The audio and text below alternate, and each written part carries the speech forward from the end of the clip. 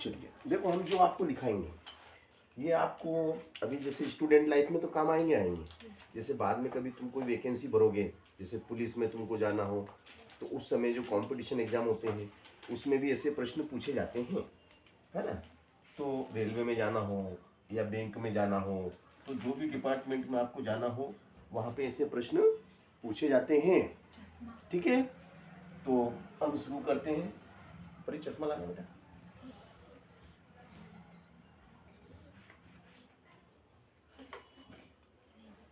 चश्मा में रखी हुई है चश्मा। चलिएगा शुरू करते हैं हम आज की क्लास।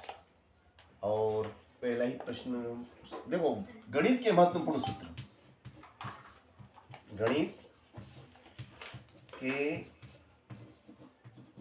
महत्वपूर्ण सूत्र हम पढ़ रहे हैं जो हमारे दैनिक जीवन में काम आते हैं।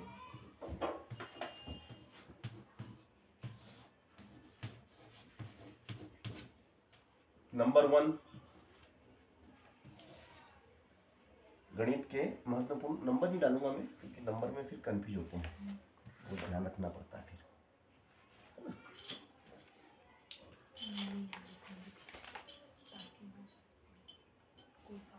हाँ लिखो बेटा, गणित के महत्वपूर्ण सूत्र में आप लिखेंगे विक्रय मूल्य। विक्रय मूल्य, विक्रय, हाँ विक्रय मूल्य बराबर क्या होता है बेटा? विक्रय मूल्य मतलब बेचने वाली कीमत, क्या खरीदने वाली कीमत? बेचने वाली, सेलिंग प्राइस, है ना। तो विक्रय मूल्य बराबर क्या होता है भैया? क्रय मूल्य, खरीदने वाली कीमत, प्लस लाभ। अगर लाभ हुआ है तो लाभ। जैसे मान लो कोई 1000 रुपये में कोई चीज खरीदी, वो 200 रुपये लाभ में बेची, तो 1000 प्लस 200 यानी कि 1200। विक्रय मूल्य कितना हुआ? 1200। ये लाभ की स्थिति में क्या करते हैं? जोड़ते हैं। और यदि आप कोई वस्तु 1000 रुपये में खरीद के लाए, यदि आप कोई वस्तु 1000 रुपये में खरीद के लाए और आपने उसे 800 में बेच दी, तो विक्रय मूल्य कितना होगा? सॉरी, 1000 रुपये में कोई वस्तु खरीद के लाए और 200 रुपये हानि में बेची। 1000 रुपये में कोई वस्तु खरीद के लाए और 200 रुपये हानि में बेची, तो विक्रय मूल्य कितना होगा? 800। तो 1000 माइनस 200, 1000 माइनस 200 मतलब क्या हुआ? 1000 क्या था आपका? क्रय मूल्य था। तो क्रय मूल्य माइनस हानि, क्रय मूल्य माइनस हानि। चलिएगा अब लिखिए विक्रय मूल्य बराबर, विक्रय मूल्य बराबर लिखेंगे आप क्रय मूल्य प्लस, अगर आपको जैसे दिया गया है कि 1000 वस्तु 1000 रुपये में खरीदी गई वस्तु को 1000 रुपये में खरीदी गई वस्तु को 20% लाभ पर बेचा जाता है, 1000 रुपये में खरीदी गई वस्तु को 20% लाभ पर बेचा जाता है, तो विक्रय मूल्य ज्ञात कीजिए। तो उस स्थिति में कौन सा सूत्र लगेगा?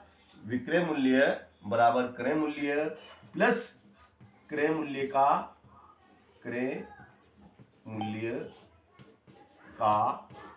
लाभ प्रतिशत, क्रय मूल्य का लाभ प्रतिशत, ये वाला सूत्र लगेगा। और यदि 1000 रुपये में खरीदी गई वस्तु को 20% हानि पर बेचा जाता है, तब कौन सा सूत्र लगेगा?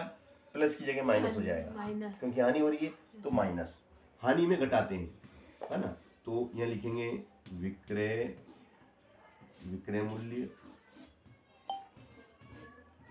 मूल्य बराबर क्रय मूल्य माइनस क्रय मूल्य का हानि प्रतिशत, क्रय मूल्य का हानि प्रतिशत आएगा। यहाँ पे क्रय मूल्य का हानि प्रतिशत लिख देंगे अपन। यहाँ पे लाभ प्रतिशत था, यहाँ पे हानि प्रतिशत, ठीक है ना। चलिए यहाँ तक आगे हम अब हमें निकालना हो कि हमने कोई वस्तु 1000 रुपये में खरीदी, कितने में खरीदी? 1000 रुपये में खरीदी और उसे हमने 200 रुपये ज्यादा में बेची। कितने में बेची? 200 रुपये ज्यादा में बेची। तो लाभ प्रतिशत निकालना है। क्या निकालना है हमें? लाभ प्रतिशत। लाभ प्रतिशत हो या हानि प्रतिशत हो, हमेशा किस पे निकलता है? लाभ प्रतिशत हो या हानि प्रतिशत हो, हमेशा किस पे निकलता है? क्रय मूल्य पे निकलता है। तो यहां लिखेंगे लाभ बटे क्रय मूल्य।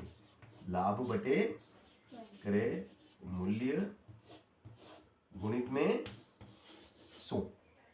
लाभ बटे क्रय मूल्य गुणित में 100। और यदि हमें हानि प्रतिशत निकालना हो तो, जैसे मान लो कोई वस्तु आपने 1000 रुपये में खरीदी और 200 रुपये हानि में बेची। 1000 रुपये में खरीदी, 200 रुपये हानि में बेची, तो बताओ हानि प्रतिशत कितना है? तो वही वाला लाभ की जगह क्या लिखना? सिर्फ आपको सूत्र यही रहेगा।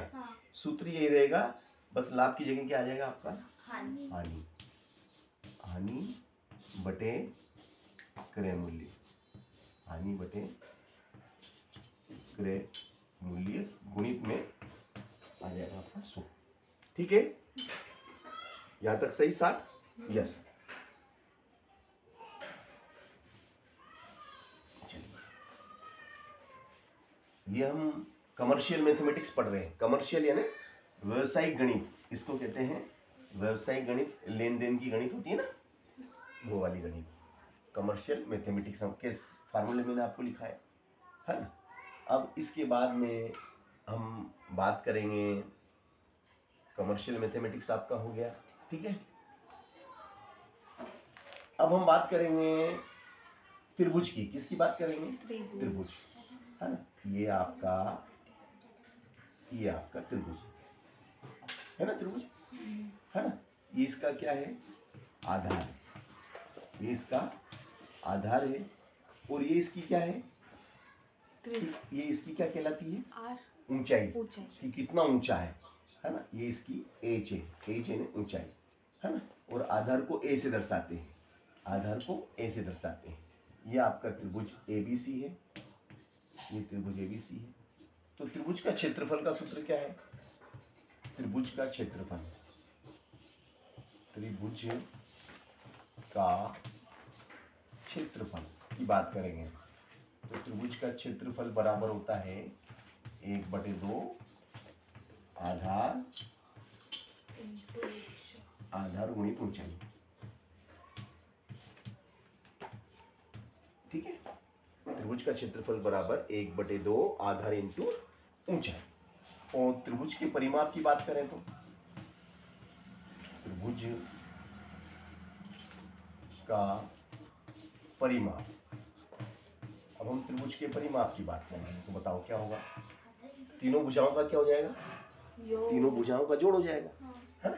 जैसे मान लो कि भैया ये आपका त्रिभुज है ना, है ना। ये ए है, ये बी है और ये सी है ना।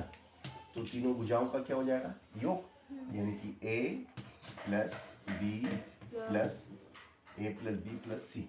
ये आपका क्या है? त्रिभुज का परिमाप है। अब हम बात करेंगे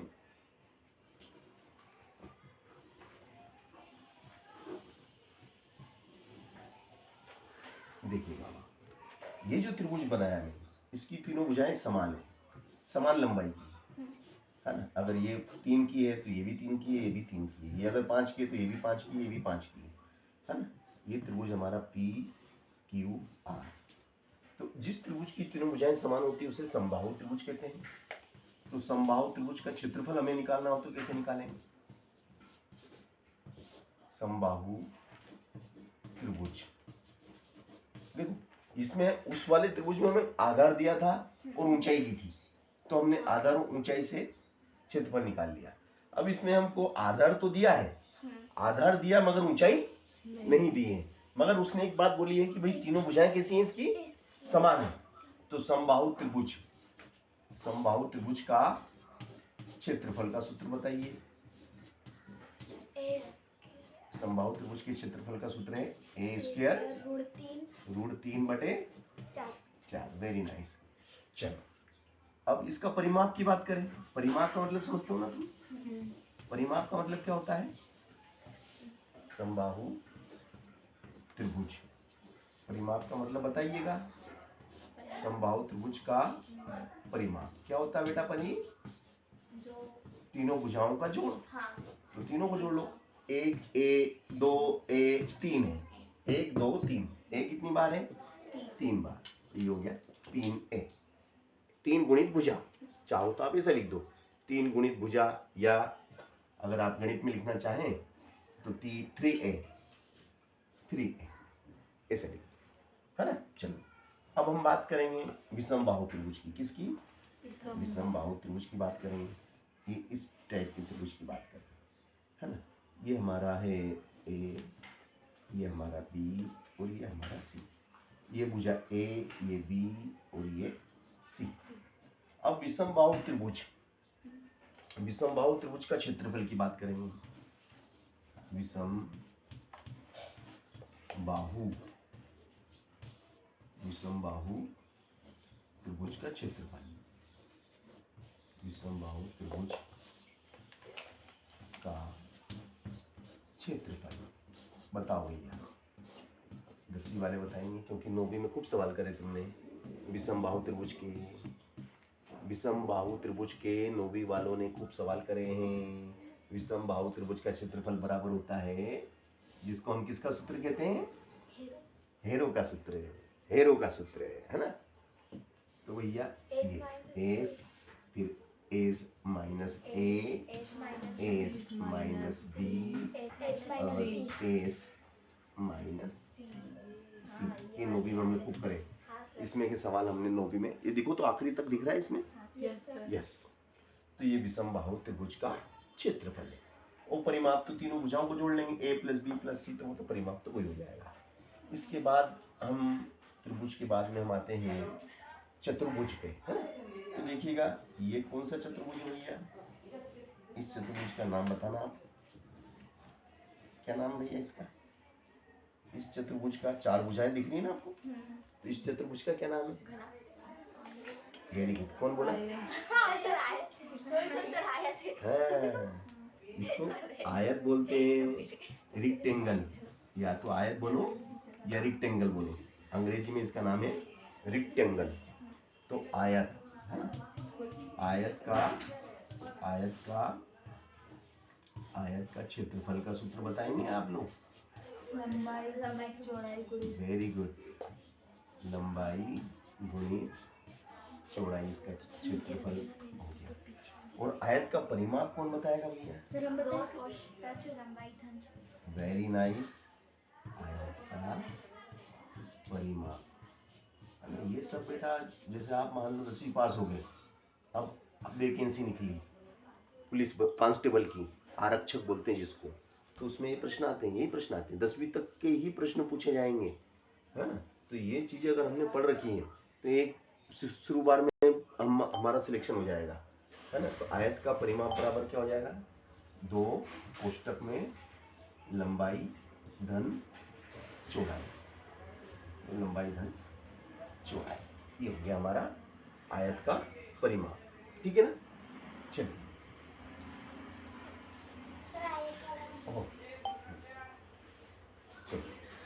अब आयत के बाद में ये चतुर्भुज आप लोगों ने देखा होगा, क्या नाम है इसका? Very good. इसको वर्ग कहते हैं, क्योंकि चारों भुजाएं बराबर लंबाई की होती है ना? ये भुजा भी a सेंटीमीटर की, ये भी a सेंटीमीटर की, ये भी a सेंटीमीटर की, ये भी a सेंटीमीटर की है। तो भैया वर्ग का क्षेत्रफल का सूत्र बोलो। वर्ग का क्षेत्रफल बोलिए। वर्ग का क्षेत्रफल का सूत्र भुजा गुणित भुजा। Very nice. भुजा गुणित भुजा, आपका सही जवाब। वर्ग का परिमाप बताइए। वर्ग का परिमाप चारों भुजाओं को जोड़ो। 4 गुणित भुजा, या 4 ए, 1 ए और 1 ए 2 ए, एक और 3 ए, एक और 4 ए, तो आप लिखो या तो 4a लिख दो, या फिर आप हिंदी में लिखना चाहो तो 4 गुणित भुजा। अगर गणित में लिखना है तो क्या बोलेंगे, गणित में बोलेंगे 4a, और हिंदी में 4 गुणित भुजा, जैसा आप चाहो, है ना। चलिएगा, अब इसके बाद में हम बात करेंगे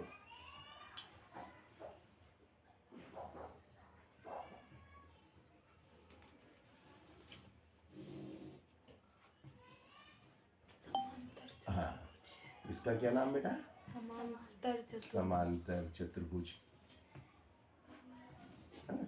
ये भुजाएं आमने सामने की समांतर होती, रेल की पटरी जैसी होती है ना। तो समांतर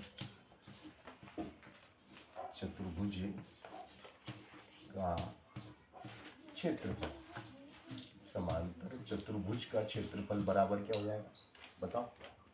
आधार, हाँ, वेरी गुड, आधार, वेरी नाइस, आधार गुणित ऊंचाई होती है इसमें, और ये आपकी ऊंचाई हो जाएगी। देखो ऊंचाई ऐसे निकलती है, देखो बेटा, ये इससे इस पे लंब डालेंगे, है ना, पी से सामने वाली भुजा पे लंब डालेंगे तो ये आपका एच हो जाएगा। तो आधार इंटू ऊंचाई, समांतर चतुर्भुज का क्षेत्रफल। और परिमाप तो आप जानते हैं, मान लो अगर ये ए है तो ये भी ए हो जाएगा, अगर ये बी है तो ये भी बी हो जाएगा। तो परिमाप की अगर बात करें तो क्या हो जाएगा, समांतर चतुर्भुज का परिमाप वही होता है, समांतर चतुर्भुज का परिमाप वही होता है जो जो किसका होता है, आयत का होता है ना। कैसे, देखो एक ए कितना हो गया, 2a, है ना, और एक बी कितना हो गया, 2b, समझ गए ना। चलो तो 2 कॉमन आ जाएगा ना, तो पुस्तक में क्या हो जाएगा, a धन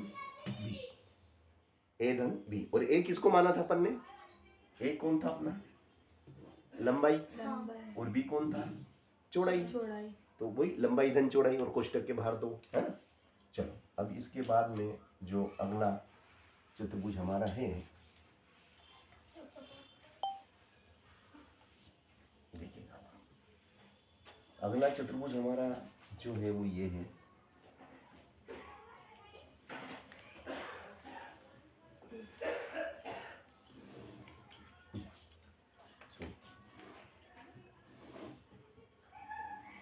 ये चतुर्भुज हमारा, ये इसको क्या नाम है इसका, वेरी नाइस, वेरी नाइस। तो पी क्यू आर एस, चलो सम चतुर्भुज,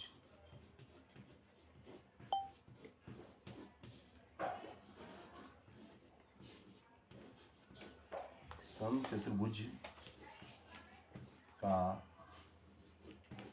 क्षेत्रफल क्या होता है, सम चतुर्भुज का क्षेत्रफल बराबर 1/2 into d1 into d2। d1 क्या है, d2 क्या है, इसको आप अगर हिंदी में लिखना चाहें तो ऐसा लिख सकते हैं, पहला विकर्ण, ये विकर्ण है कोने से कोना, पी आर, पी से लेके आर तक को मिलाएंगे, इस कोने को इस कोने से मिलाते हैं तो पी आर पहला विकर्ण है, और इस कोने को इस कोने से मिलाएंगे तो ये दूसरा विकर्ण।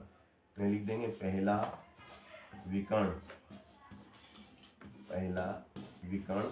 गुणित दूसरा विकर्ण, पहला विकर्ण गुणित दूसरा विकर्ण, हिंदी में लिखना चाहो तो, और गणित में तो लिख ही दिया मैंने, है ना।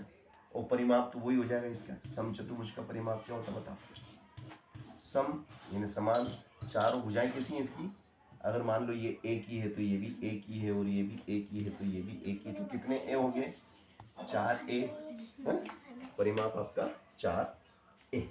एक चतुर्भुज और बच गया हमारा, कौन सा है वो,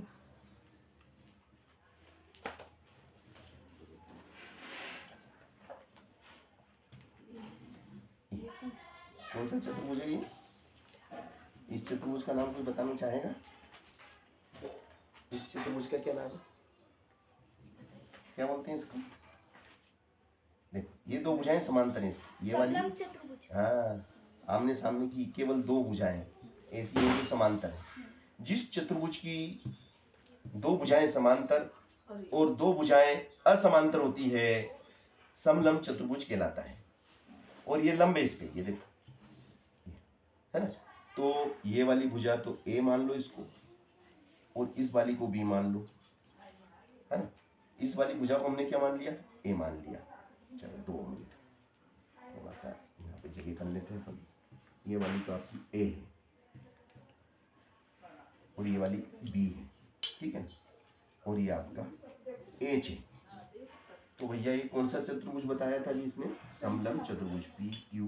देखो ये से याद होना चाहिए आपको तुरंत, है ना। लिखो, समलंब चतुर्भुज का क्षेत्रफल, समलंब चतुर्भुज का क्षेत्रफल, समलंब चतुर्भुज का क्षेत्रफल बराबर क्या, 1/2 समांतर भुजाओं का योग। मैसेज आया। हाँ बेटा 2 मिनट, समांतर, उसको हटा दो मैसेज को, है ना। समांतर भुजाओं का योग क्या करेंगे बेटा, समांतर भुजाओं का योग a प्लस बी गुणित में h। समांतर भुजाओं का योग a plus B into h, ठीक है ना।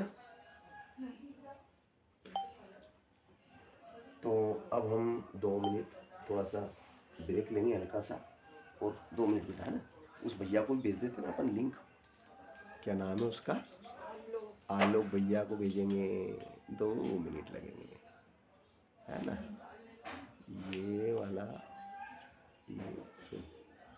ये आलोक भैया को भेज देते हैं, है ना। आलोक भैया किधर है, सर्च,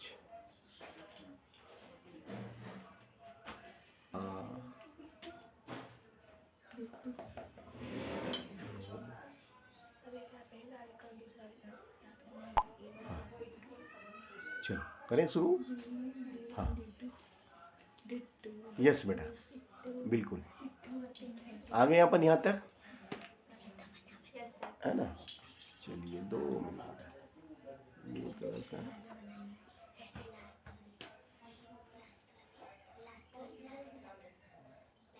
अब सही है।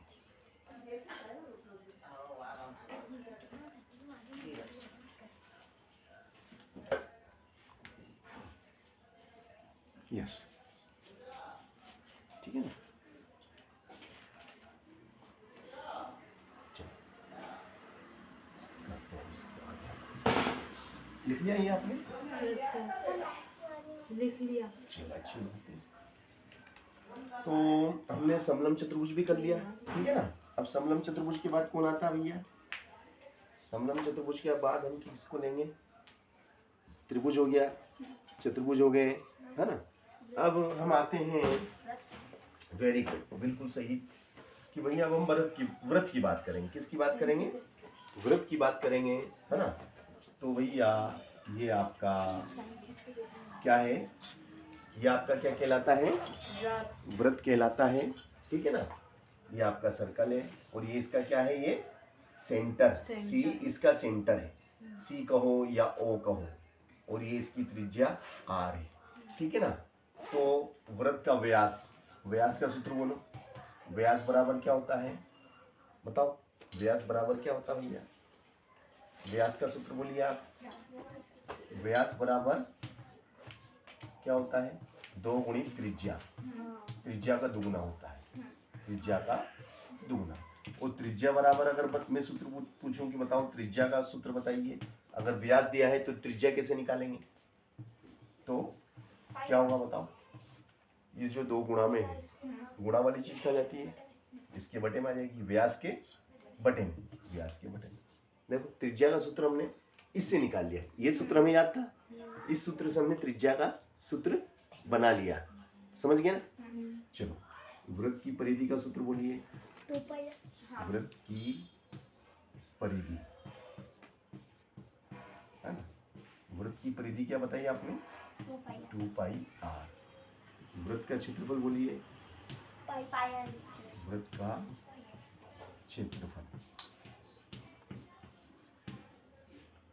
बताया आपने, पाया इसके, है ना। ये आपने वृत्त का क्षेत्रफल बताया, ठीक है।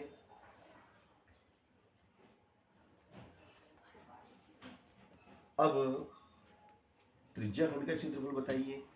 पाई आर थीटा त्रिज्या खंड, बटे 300, त्रिज्या खंड का 2 पाई आर थीटा बटे 360। Very good. तो पाई आर स्क्वायर थीटा बटे 360, ठीक है।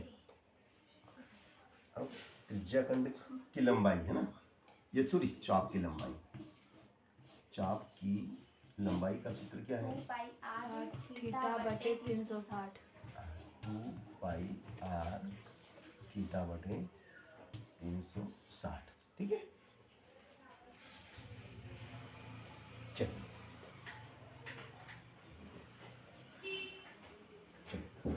साइड लिखो, पहिए द्वारा, पहिए पहिए द्वारा, पहिए द्वारा एक चक्कर, एक चक्कर में चली दूरी, पहिए द्वारा, पहिए द्वारा एक चक्कर में चली दूरी किसके बराबर होती है? पहिए द्वारा एक चक्कर में चली दूरी किसके बराबर होती है? वृत्त की परिधि के बराबर होती है, यानी कि 2 पाई आर के बराबर होती है, 2 पाई आर के बराबर होती है। चलो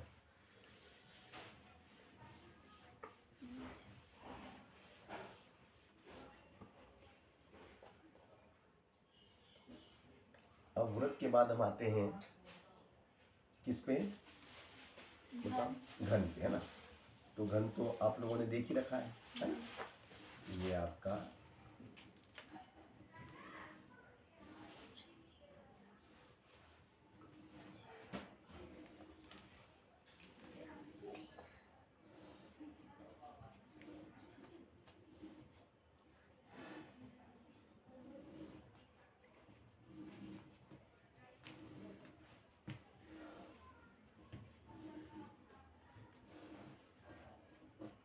चलो ठीक है ना बेटा। तो बोलो, घन का आयतन बराबर 1 की घात 3। घन के विकर्ण की लंबाई, घन की विकर्ण लंबाई, बोलो बेटा। a√3 बटे a√3 है ना। घन का संपूर्ण पृष्ठ, घन का संपूर्ण पृष्ठ, बोलो बेटा 6a स्क्वायर। चलो अब हम बात करेंगे घनाभ, ठीक है।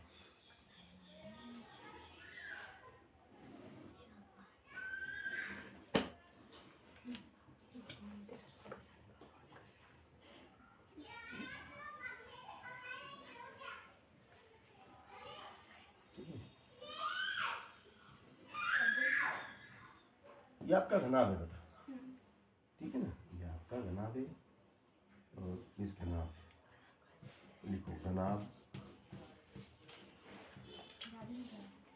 घनाभ का आयतन, घनाभ का आयतन क्या हो जाएगा बेटा? a इंटू बी इंटू सी। देखो यहाँ पे इसकी तीनों भुजाएं सेम है ना। ये आप चाहो तो यहाँ a लिख दो, यहाँ a लिख दो, यहाँ a लिख दो, यहाँ पे a लिख दो, यहाँ b लिख दो, यहाँ c लिख दो।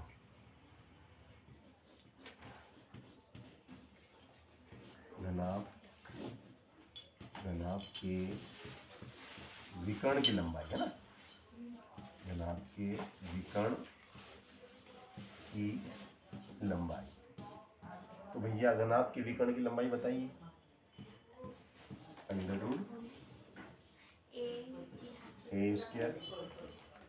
प्लस b² प्लस c² है ना, a² plus b² plus c²।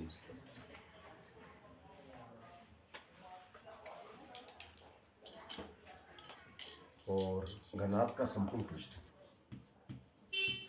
घनाभ का संपूर्ण पृष्ठ 2 ब्रैकेट ए बी घनाभ का प्लस बी सी संपूर्ण प्लस सी है। घनाभ का संपूर्ण पृष्ठ क्या हो जाएगा बेटा? 2 कोष्टक में A B A B plus B C plus C है। सी। चलो घनाभ के बाद कौन आता है? बेलन।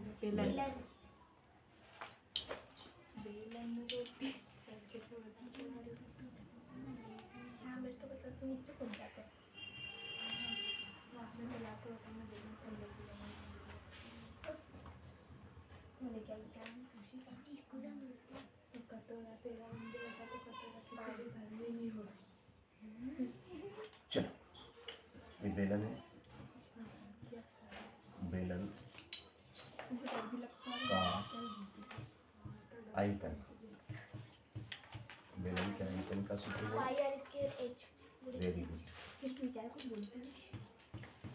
पाई आर स्क्वायर एच। बेलन का वक्र पृष्ठ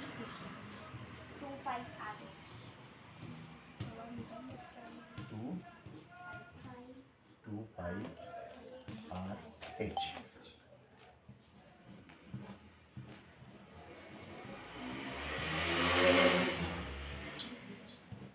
का संपूर्ण पृष्ठ 2 पाई आर बोलो बेटा 2 पाई आर कोष्टक में प्लस एच प्लस एच है ना। चलो वेरी नाइस।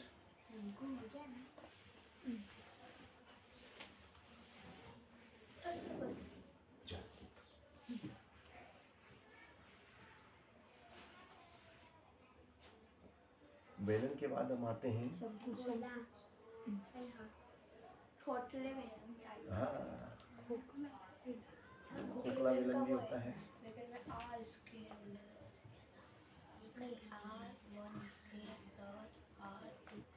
ये तुमने कब याद करा?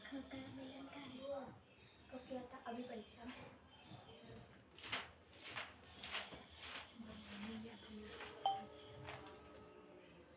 बेलन के अंदर बेलन। इसको कहते हैं खोखला बेलन है ना। देखो देखो खोखले बेलन का आयतन,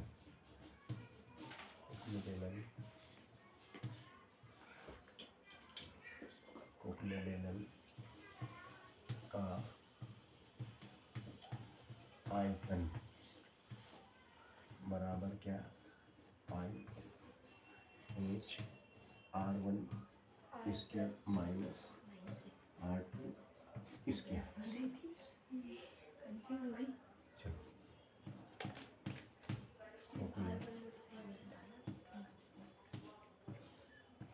बेलन का खोखले बेलन का वक्र पृष्ठ देखो 2 पाई एच R1 प्लस R2। चलो खोखले बेलन के बाद हम आते हैं शंकु। हाँ? ये शंकु का आयतन बेलन के आयतन का कितना होता है? 1/3। शंकु का आयतन बराबर बेलन का जो आयतन है उसके आगे कितना लगाना है? 1/3। शंकु का वक्र पृष्ठ पाई आर ए। शंकु का वक्र पृष्ठ है पाई आर ए।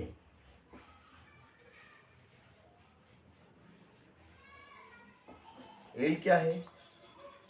एल ये है बेटा, ये एल है स्लोप। और ये तो आर है और ये एच है, समझ गए ना। चलिए, शंकु का आयतन हो गया, शंकु का वक्रपृष्ठ हो गया, शंकु का बताओ संपूर्ण पृष्ठ बताओ, संपूर्ण पृष्ठ, शंकु का संपूर्ण पृष्ठ क्या होगा? शंकु का संपूर्ण पृष्ठ होगा pi R, R plus H L, L. R plus L, ठीक है ना। ये आपका शंकु का क्या हुआ? संपूर्ण पृष्ठ, ठीक है। चलिए, शंकु के बाद हम किसकी बात करेंगे? हेलो, शंकु के बाद हम किसकी बात करेंगे? गोला। ये भैया गोला फेंक, भाला फेंक, आपको ये सब होता है, स्कूलों में कराते हैं, है ना, ठीक है ना। अगर आपको आर्मी में जाना है तो आर्मी में आपको सब हाई जंप, लॉन्ग जंप, गोला फेंक, भाला फेंक, चलो ये इसका आर, ठीक है। बोलो गोले का आयतन, गोले का आयतन 4/3 गोले पाई का, आर, हाँ, गोले का आयतन बराबर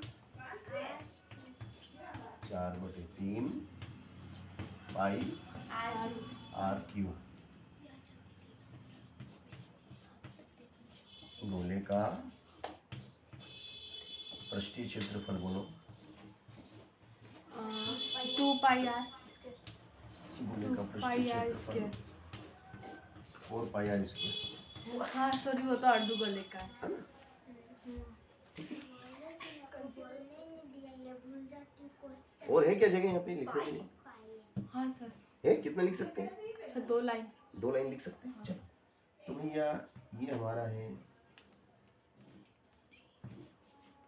ये हमारा अर्धगोला, ठीक है ना, ये हमारा अर्धगोला है, ठीक है।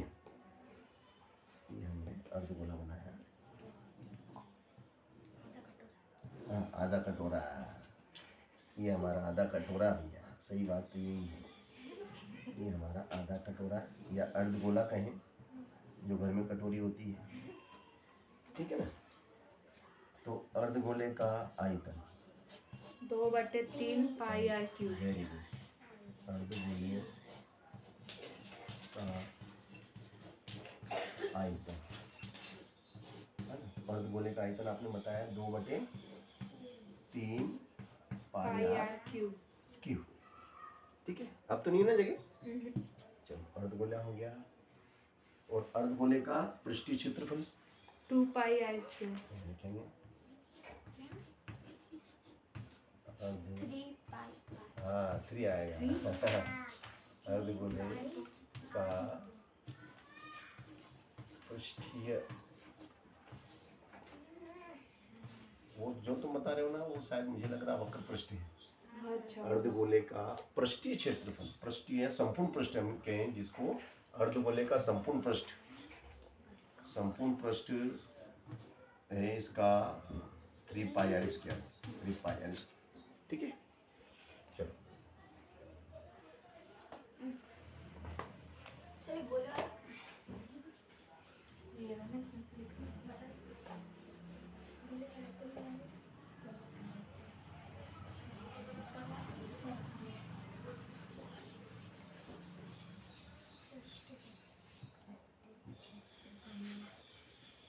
चलो बेटा, तो ये भी हमारा हो गया क्लियर, है ना। इसके बाद में हम बात करेंगे अब भैया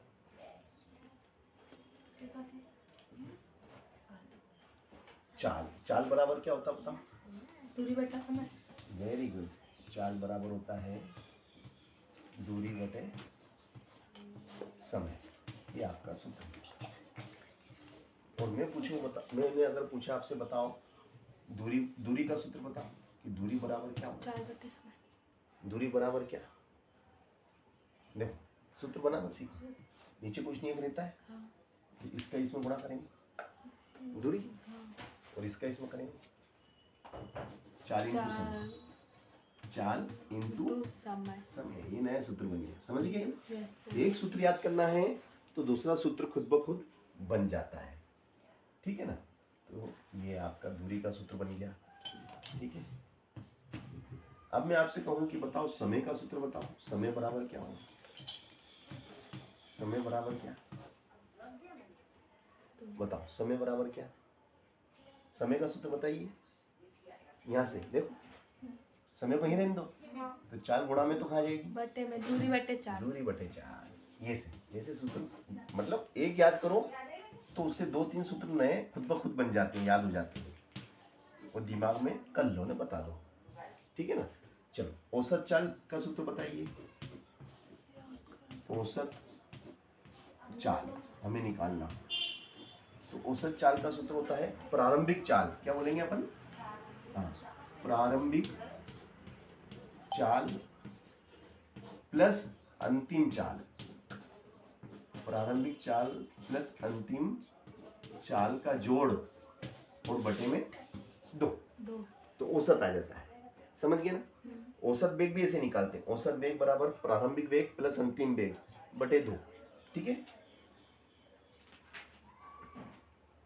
हो गया ये। अब इसके बाद हम आते हैं माध्य। माध्य कैसे निकालते हैं हम, माध्य कहो, सिग्मा, औसत कहो, है ना, ये कैसे निकालते हैं हम, क्या है इसका सूत्र, इसका सूत्र है सिग्मा एफ एक्स बटे सिग्मा एफ।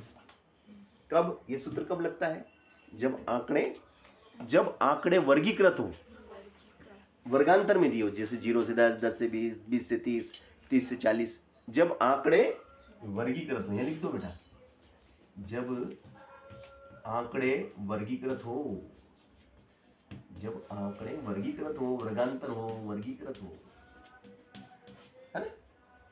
और जब आंकड़े वर्गीकृत नहीं हो, जैसे कि मान लो आपको दे दिया 2, 3, 7, 5, 10, इसका माध्य निकालो, हेलो 2, 3, 7, 10 का माध्य निकालो। अब आंकड़े वर्गीकृत हैं क्या, नहीं है ना, तो आप इस स्थिति में क्या करेंगे, आप इनका औसत कैसे निकालेंगे, माध्य क्या सूत्र है उसका, सभी आंकड़ों का योग बटे आंकड़ों की कुल संख्या, सभी आंकड़ों का योग, सभी आंकड़ों का योग बटे कुल आंकड़े, कुल आंकड़े, आंकड़े, ये सूत्र लगेगा, समझ गए, अच्छी बात है।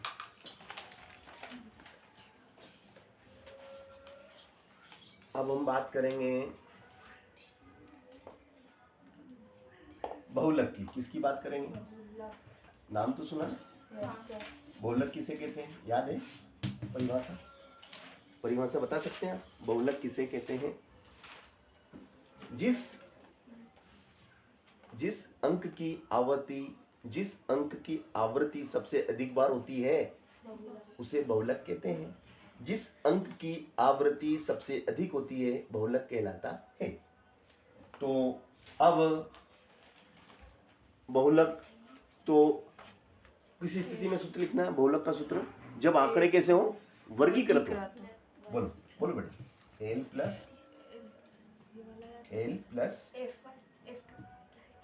प्लस पुस्तक में बोलो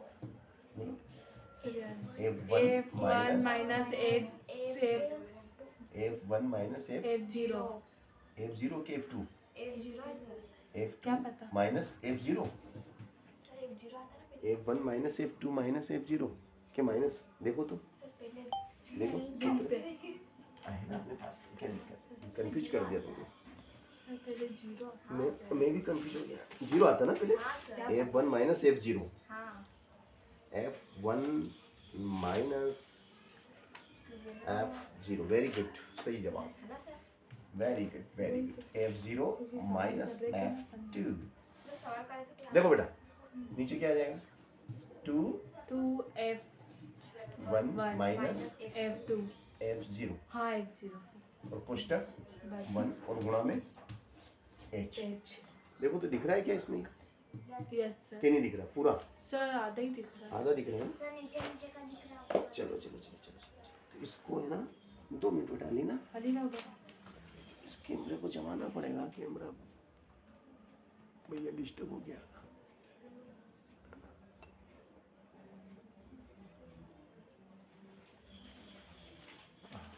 अब दिख रहा है ना? Okay okay okay okay okay okay okay okay yes.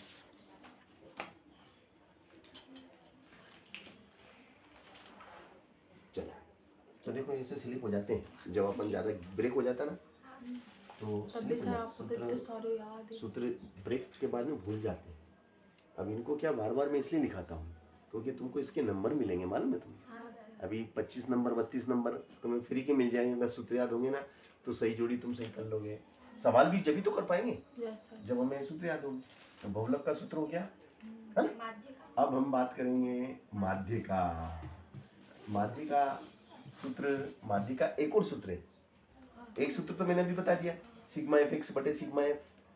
एक सूत्र कौन सा है बेटा बताओ?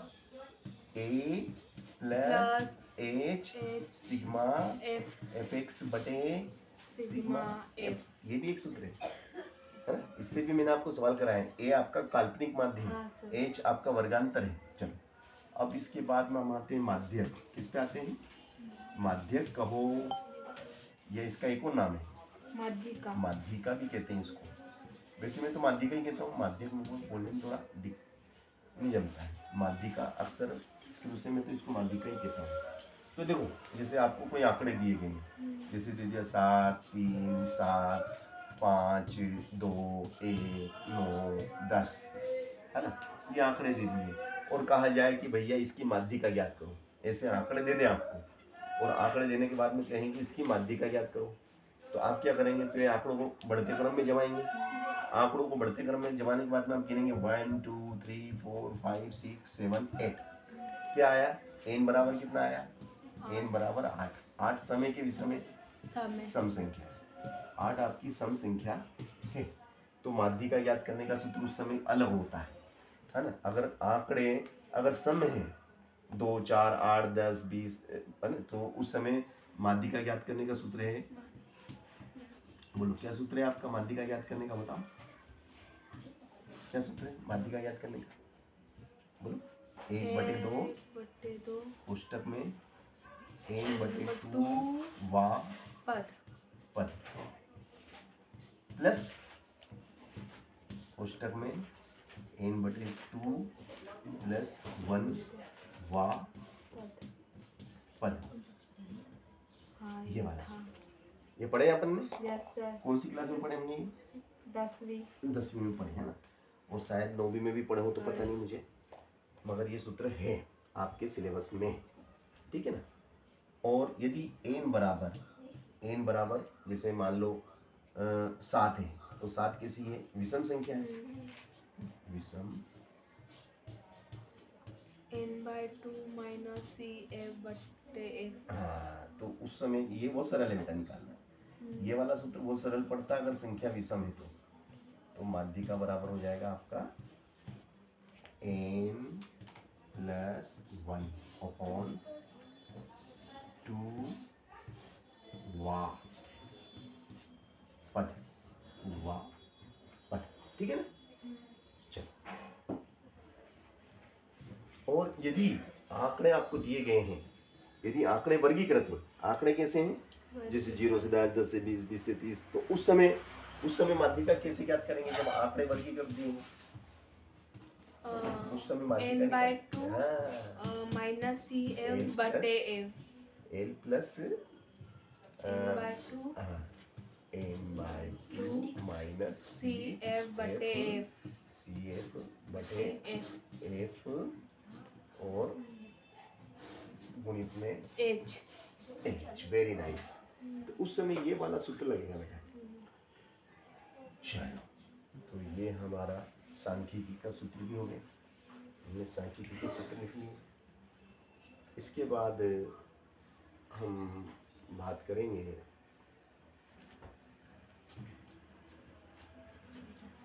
त्रिकोणमिति की, है ना? चल अब हम त्रिकोणमिति पे आ जाते हैं। साइन थीटा बराबर क्या होता है? 1/, साइन थीटा बराबर 1/, कौन सूत्र अभी तक याद ही नहीं। कोसेक सर भूल जाते, याद करें 3 बार। जब sine theta is equal to 1/, cosec theta और कोसेक थीटा बराबर बोलो, और साइन कोसेक थीटा बराबर, सर हमको भी लिखना है। हाँ लिखो बेटा, है ना। पढ़ाई कभी बेकार नहीं जाती है, पढ़ाई हमेशा कभी ना कभी काम आती है, क्योंकि ऐसा मेरे साथ हुआ। 5वीं में मैंने याद करा था संज्ञा की परिभाषा, तो जब मैंने हिंदी में एमए करा उस समय मैंने वो संज्ञा की परिभाषा मेरे को 5वीं की पढ़ाई कब काम आई? कॉलेज में। तो मेरे को बड़ा ताज हुआ कि पढ़ाई कभी बेकार नहीं जाती है, पढ़ा हुआ कभी ना कभी काम आता है। देखो कोसेक थीटा बराबर क्या हो जाएगा? ये कोसेक देखो इधर, ये कोसेक उठ के वहाँ चला गया और साइन उठ के यहाँ गया। ये नया सूत्र बन गया। एक सूत्र याद करेंगे दूसरा खुद ब खुद याद हो जाता है। कोस थीटा बराबर क्या बेटा? 1/, सेक थीटा।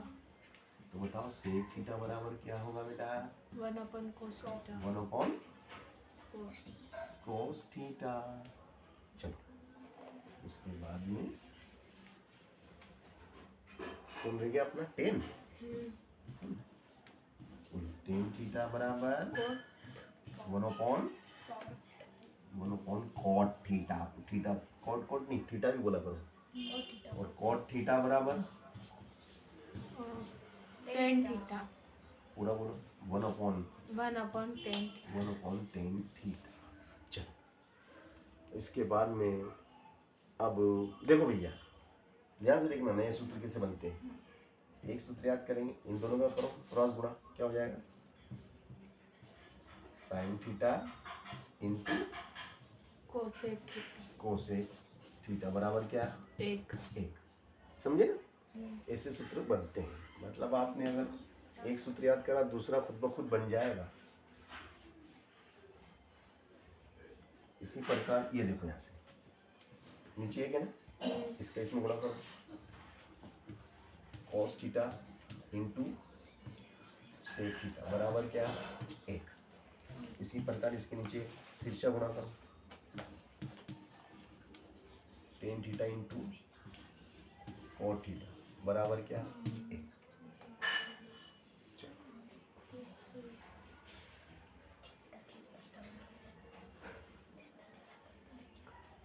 अब लिखो बेटा sine square theta plus cos square theta बराबर क्या? 1। ये हो जाएगा आपका साइन स्क्वायर थीटा बराबर, ये प्लस का कॉस है ना, प्लस का उठ के उधर जाएगा तो क्या हो जाएगा? माइनस का कॉस स्क्वायर थीटा। चलो लिखो बेटा कॉस स्क्वायर थीटा बराबर, देखो साइन उठ के उधर जाएगा तो माइनस का साइन स्क्वायर। और इसी प्रकार से 1 प्लस tan स्क्वायर थीटा बराबर क्या हो जाएगा? 1 प्लस tan स्क्वायर थीटा बराबर सेक स्क्वायर थीटा। चलो फिर tan बोलो, tan स्क्वायर थीटा बराबर क्या होगा? Sec square theta. एक उठ के उधर गया तो -1। ऐसे सूत्र बनते हैं। फिर sec square theta minus tan square theta बराबर क्या? 1 होगा कि नहीं होगा? है ना? देखो कैसे होगा, ये tan है ना, ये tan उठ के उधर गया तो अकेला क्या रह गया इधर? 1 बराबर में 1। चलो नया सूत्र लिखो, 1 प्लस कॉट स्क्वायर थीटा बराबर क्या होता है बोलो? 1 प्लस कॉट स्क्वायर थीटा बराबर 1 प्लस कॉट स्क्वायर थीटा बराबर, भूल जाते हो तुम। मैंने क्या बोला? लिख लो और कहीं जहाँ तुम पढ़ते हो ना वहाँ दीवार पे लगा दो। होता है बेटा कोसेक स्क्वायर थीटा क्या होता है? फिर लिखो कोसेक स्क्वायर थीटा -1 बराबर कॉट स्क्वायर थीटा। फिर लिखो cosec square theta minus cot square theta बराबर 1। ठीक है ना? फिर लिखो बेटा टेन थीटा बराबर क्या है, साइन थीटा बटे कॉस थीटा, साइन थीटा बटे कॉस थीटा। और कॉट थीटा बराबर क्या हो जाएगा, इसका उल्टा बोलो, कॉस थीटा बटे साइन थीटा। चलिए सर ये वाले नहीं। हाँ। अब इसके बाद में हम आते हैं साइन, साइन 90 माइनस थीटा बराबर क्या होता है, cos theta. Cos 90 minus theta बराबर साइन थीटा। 10 90 माइनस थीटा बराबर 10 90 माइनस थीटा बराबर क्या होगा, कॉट थीटा। और कॉट 90 माइनस थीटा बराबर टेन थीटा। फिर सेक 90 माइनस थीटा बराबर कोसेक थीटा। और कोसेक 90 माइनस थीटा बराबर सेक थीटा, क्या आ जाएगा, सेक थीटा। चलिए तो ये महत्वपूर्ण सूत्र आपके लिए लिखाए जा रहे हैं आपको, है ना। ये सब सूत्र आपके काम के सूत्र हैं जो आपको काम आएंगे। अब इसके बाद आते हैं हम घातांक के नियम, किस पे, घातांक के नियम। क्या नियम है भैया, एक्स की घात 0 क्या होता है बताओ, एक। कभी कोई पूछे आपसे बताओ एक्स की घात 0 का मान कितना होता है, आप बोलेंगे एक। 10 की घात 0, कभी कोई पूछ ले बताओ 10 की घात 0 कितना होता है, एक। कोई पूछ ले बताओ 2 की घात 0 कितना होता है, एक। कोई पूछ ले a की घात 0 कितना होता है, एक। ये घातांक के नियम है, ठीक है ना। चलो X to the power a और इस पूरे की घात b, तो क्या हो जाएगा, घात पे घात हो, घात पर घात का क्या करते हैं, गुणा। घात पर घात का, ये तो हो गए, ये लिख लिए, लिख लो। तो घात पे घात का गुणा करते हैं, a का गुणा किस में हो जाएगा, b में। घात पर घात का गुणा होता है, ठीक है ना। यदि x की घात a है और बटे में x की घात b है, तो क्या हो जाएगा, ऊपर वाली घात में से नीचे वाली घात घट जाती है। यदि आधार समान हो, यदि आधार समान हो, संख्याएं बटे में हो, आधार समान हो और संख्याएं बटे में हो, तो ऊपर वाली घात में से नीचे वाली घात घट जाती है, घात घट जाएगी, ठीक है ना। चलो X to the power a into X to the power b, आधार समान है, आधार समान है और संख्याएं गुणा में हो तो घातें क्या होती है, जुड़ जाती है ना। यदि मान लो X to the power a है, क्या है, और उससे मुझे धन की घात है, क्या की घात है, ये एक्स की घात धनात्मक है, देखना ध्यान से, एक्स की घात धनात्मक है, उससे मुझे ऋणात्मक लिखना हो तो क्या करेंगे, एक के बटे में इस पूरे को लिख दो, तो ये ऋण की होगी। अब ये घात ऋण की होगी, अगर एक के बटे में लिख देंगे तो ऋणात्मक हो जाएगी। यदि एक्स की घात मान लो ऋण की है, तो उसको एक के बटे में करके लिख देंगे तो वो धन की हो जाएगी, समझ गए। ये घातांक के नियम कहलाते हैं, है ना। चलिए अब घातांक के नियम भी हो गए, आपका लाभ हानि वाले सूत्र भी हो गए, है ना। अब हमारे कौन से सूत्र बाकी नहीं है, डिस्कस करते हैं, डिस्कस करते हैं। ए प्लस, देखो बेटा a प्लस बी का होल स्क्वायर बोलो, A square plus 2ab plus B square. चलो a माइनस बी का होल स्क्वायर बोलो, a माइनस बी का होल स्क्वायर बराबर a square minus 2ab plus B square. फिर बोलो बेटा a square minus B square बराबर, बताओ तो, ये देखो ये मैं जो लिख रहा हूँ आपके काम आते हैं ये सूत्र, यस सर, वो थीटा में लगता है। हाँ, तो ये एक बार प्लस में एक बार आता है ना, ए स्क्वायर माइनस बी स्क्वायर, कल ही कर रहे थे हम, एक बार प्लस में और एक बार माइनस में। चल।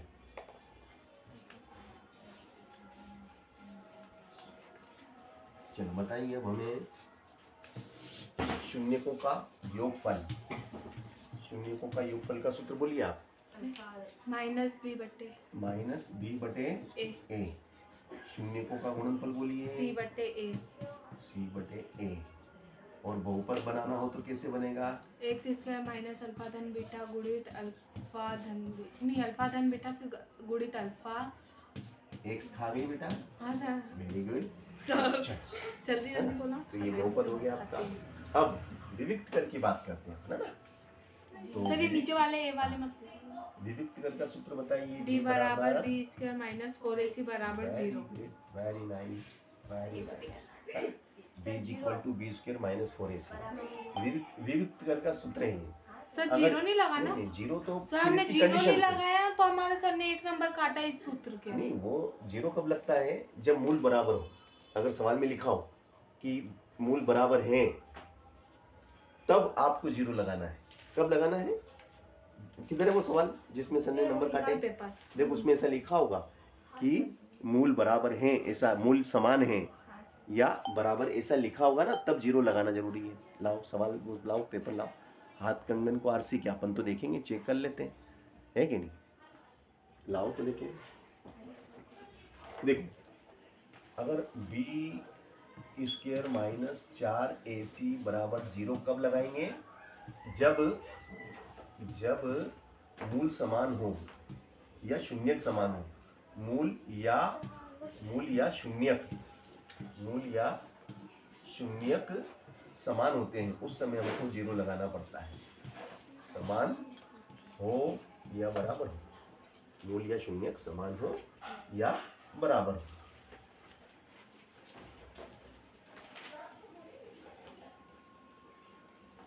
और यदि बी स्क्वायर माइनस 4ac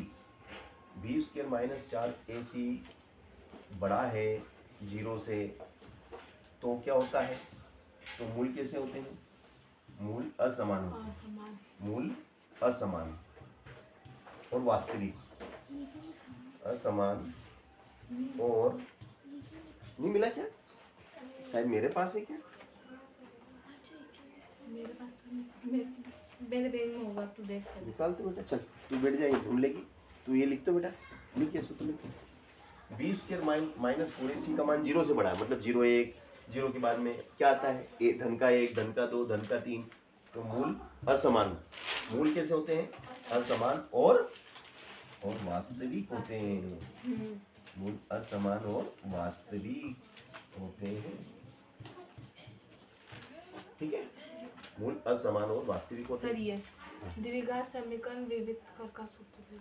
हाँ, विविक्त कर का सबसे सूत्र ही आया था डी बराबर। नहीं, 0 नहीं लगाना बेटा। तो सर उन्होंने हमारा नंबर काटा, हमने 0 नहीं लगा तो पूरी क्लास के नंबर काटे। नहीं, इसमें नंबर नहीं करना। सर 0 जब सबके लगता काटे। है जब मूल कैसे होते हैं? समान होते हैं। समान। तो समान हो, अगर समान का उसमें लिखा रहता ना, तो फिर हाँ। आपको 0 लगाना है। सर हमने वरना इतना 0 नहीं लगाया सिर्फ ना। इतना ही लिखना। सूत्र तो यही ए है। वालों के भी नंबर काटे, बी वालों के भी काटे, सबके काटे। नहीं बोले तुमने 0 क्यों नहीं लगाया? नहीं, 0 एक नहीं नंबर लगाना। काट लिया। चलो कोई बात नहीं, अपने सर है ना, कोई बात नहीं। मगर वहाँ परीक्षा में मत लगाना, पक्की परीक्षा में मत लगाना, है ना? कोई बात नहीं। उनके जैसा समझ में शायद कंफ्यूज हो रहे होंगे। चलो तो अब देखिए बेटा, मूल वास्तविक और मूल। अगर मान लो d बराबर बी स्क्वायर माइनस 4ac छोटा है 0 से, ऋणात्मक है, तो मूल कैसे होते हैं? मूल अधिकल्पित होते हैं। मूल कैसे होते हैं? अधिकल्पित, है ना? अधिकल्पित होते हैं। अब हम बंद करते हैं क्योंकि लाउड स्पीकर चालू हो गया ना बेटा।